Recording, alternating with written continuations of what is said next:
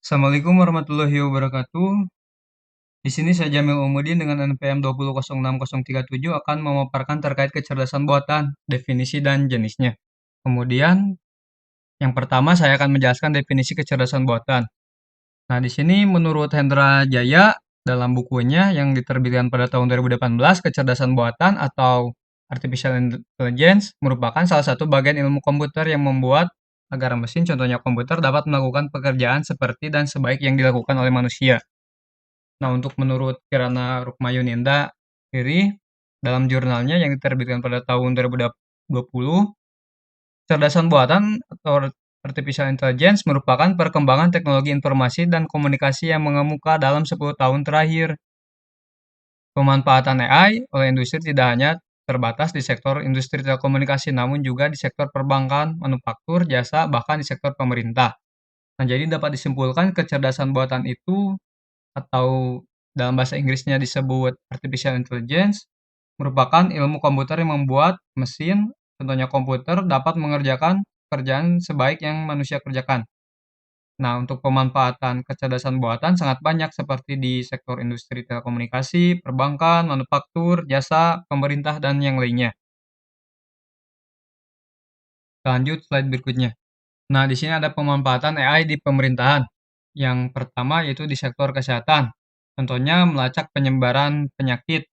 Untuk melacak penyebaran penyakit ini dapat dilakukan dua hal, yaitu dengan machine learning dan analisis grafik. Untuk analisis grafik, yaitu dapat dilakukan seperti analisis grafik COVID-19 contohnya. Dan untuk machine learning itu dapat memeriksa pasien gejala serupa dan mendeteksi pola. Untuk perbankan, contohnya yaitu teknologi percakapan seperti chatbot.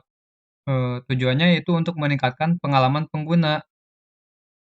Nah, berbagai pertanyaan dapat ditanyakan pada AI. Contohnya seperti sisa saldo dan informasi yang lainnya. Kemudian di sektor pendidikan ada pengalaman belajar yang lebih personal. Maksudnya pengalaman belajar yang lebih personal yaitu memudahkan pelajar dalam belajar karena AI dapat menganalisis kecepatan dan kebutuhan belajar seorang pelajar, sehingga AI dapat memperlihatkan secara garis besar kekurangan yang dihadapi oleh pelajar dan memberikan rekomendasi untuk meningkatkan pembelajarannya. Dan untuk sektor keamanan ini ada contohnya seperti mendeteksi wajah. Nah, dengan mendeteksi wajah sendiri dapat memudahkan untuk mendeteksi apakah seseorang tersebut sama dengan data yang tersimpan di dalam sistem atau tidak. Nah, dengan teknologi ini dapat meningkatkan keamanan pengguna atau dalam penegakan hukum dapat mendeteksi wajah seorang kriminal. Kemudian kita lanjut ke slide berikutnya. Nah, untuk bagian kedua ada jenis kecerdasan buatan. Nah, untuk jenis AI sendiri saya rangkum menjadi 7 bagian. Yang pertama, Artificial Narrow Intelligence. Kecerdasan buatan ini kecerdasan buatan yang umum yang ada di dalam sektor kehidupan manusia. Biasanya seperti perkiraan cuaca atau rekomendasi produk. Kemudian yang kedua ada Artificial General Intelligence. Tingkatannya lebih tinggi dari Artificial Narrow Intelligence. Kecerdasan buatan ini bekerja pada tingkat kognitif yang seimbang dengan manusia.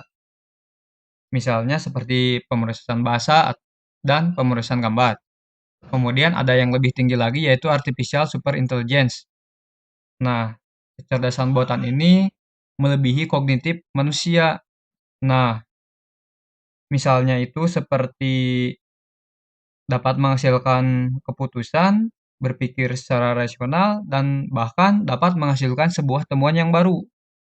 Nah, untuk yang lebih tinggi lagi ada self-aware. Nah, di sini kecerdasan buatannya dapat eh, memiliki kesadarannya sendiri.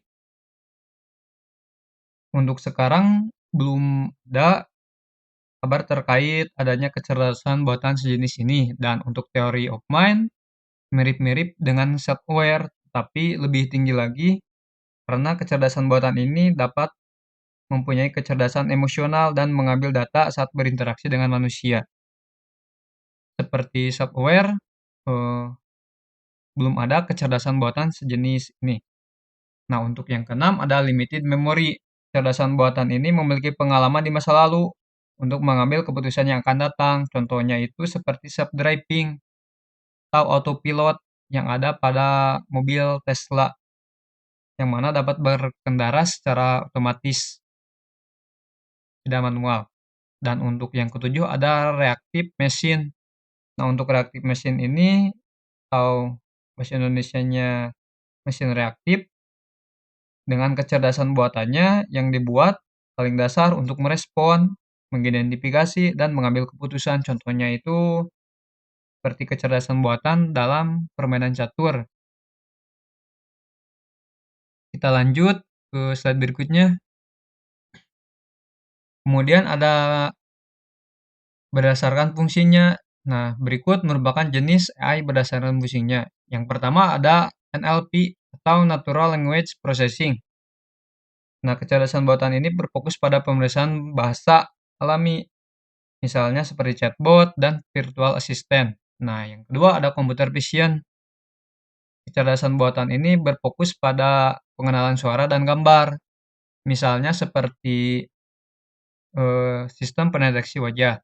Dan yang ketiga ada machine learning. Machine learning di sini atau artinya pembelajaran mesin. Jadi kecerdasan buatannya itu dapat belajar sendiri.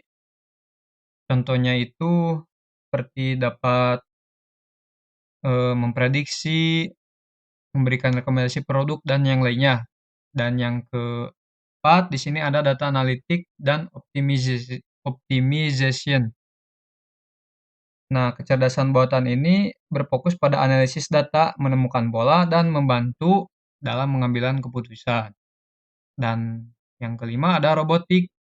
Kecerdasan buatan ini berfokus pada robot.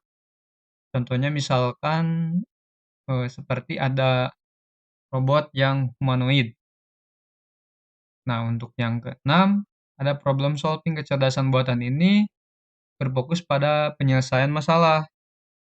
Misalnya membantu menyelesaikan masalah kompleks dalam bidang ilmu pengetahuan. Selain ilmu pengetahuan, bisa matematika, kemudian, dan teknologi.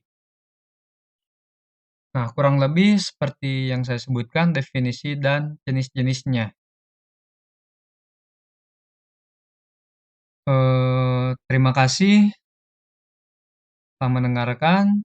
Mohon maaf bila ada kesalahan yang saya ucapkan. Sekian dari saya. Wassalamualaikum warahmatullahi wabarakatuh.